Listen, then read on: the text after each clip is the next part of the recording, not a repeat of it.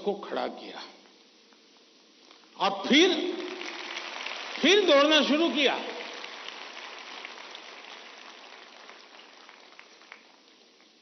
सचमुच में ये वीडियो दिव्यांग बच्चों के जीवन का भले होगा, लेकिन हम लोगों को भी ये बहुत बड़ी प्रेरणा और बहुत बड़ा संदेश दे देता है। अब तीसरा विषय है कि आपके दोस्त से आपको किस चीज की स्पर्धा है भाई? मान लीजिए 100 मार्क्स का पेपर है। अगर आपका दोस्त 90 ले गया तो क्या आपके लिए 10 मार्क बचा है क्या? आपके लिए 10 मार्क बचा है क्या? आपके लिए भी तो 100 है ना? तो आपको उससे स्पर्धा नहीं करनी है, खुद से करनी है। खुद से करनी है कि वो 100 में से 90 लाया, मैं 100 में से कितना लाऊं। उससे द्वेष करने की जरूरत ही नहीं है। एक्चुअली तो वो आपके लिए इंस्पिरेशन बन सकता है। और अगर यही मानसिकता रहेगी तो क्या करेंगे आप? अपने से तेज तर्रार व्यक्ति को दोस्ती नहीं बनाएंगे। आप ऐसे जिसकी कुछ चलती नहीं बाजार में, उसी को दोस्त बनाएंगे और खुद बड़े ठेकेदार बन के घूमते रहोगे। सचमुच में तो हमसे प्रतिभावान दोस्त ढूंढने चाहिए हमने। जितने ज्यादा प्रतिभावान दोस्त मिलते उतना हमारा भी तो काम बढ़ता है, हमारा स्पिरिट भी तो बढ़ता है। और इसलिए कभी भी हमने इस प्रकार का ईर्ष्या भाव कतई अपने मन में नहीं आने देना चाहिए। और तीसरा, मां बाप के लिए भी बहुत बड़ा चिंता का विषय है। मां बाप हर बार अपने बच्चों को कोसते रहे, देख तू खेलता रहता है, देख वो किताबें पढ़ता है, तू ये करता रहता है, देख वो पढ़ता है। यानी वो भी हमेशा उसी का उदाहरण देते हैं। तो फिर आपके दिमाग में भी यही एक मानदंड बन जाता है। कृपा करके मां बाप इन चीजों से बचें। कभी कभी तो मैंने देखा है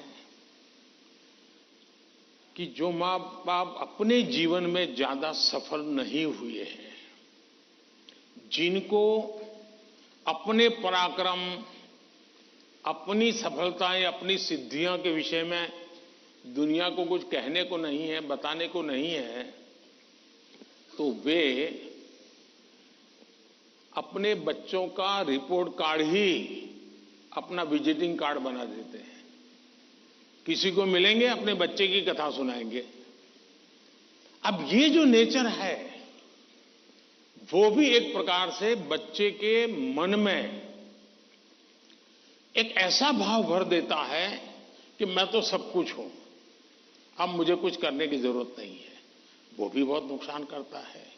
सचमुच में तो हमें अपने दोस्त में से ईर्ष्या भाव के बजाय उसके सामर्थ्य को ढूंढने का प्रयास करना चाहिए।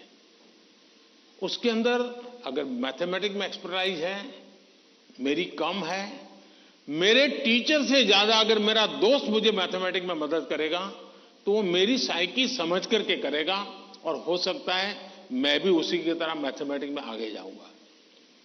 वो अगर लैंग्वेज में वीक है और मैं लैंग्वेज में मजबूत हूं, मैं अगर लैंग्वेज में उसकी मदद करता हूं तो हम दोनों को एक दूसरे की ताकत जोड़ेगी और हम अधिक सामर्थ्यवान बनेंगे।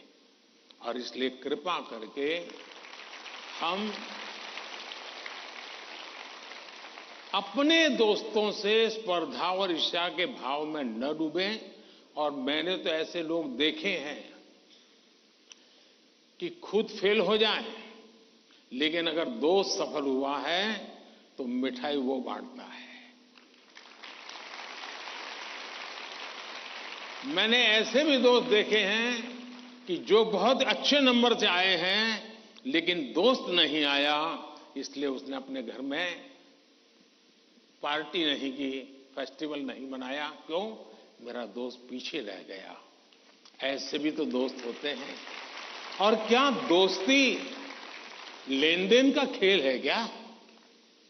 जी नहीं, दोस्ती ये लेन देन का खेल नहीं है।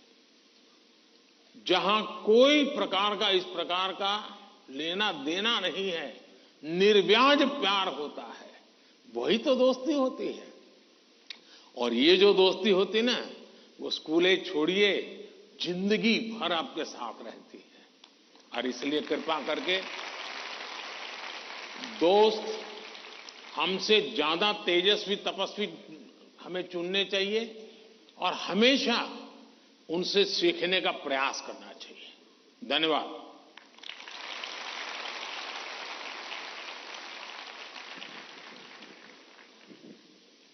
प्रधानमंत्री जी, स्पर्धा में भी मानवीयता का ये संदेश हमें हमेशा प्रेरित करता रहेगा।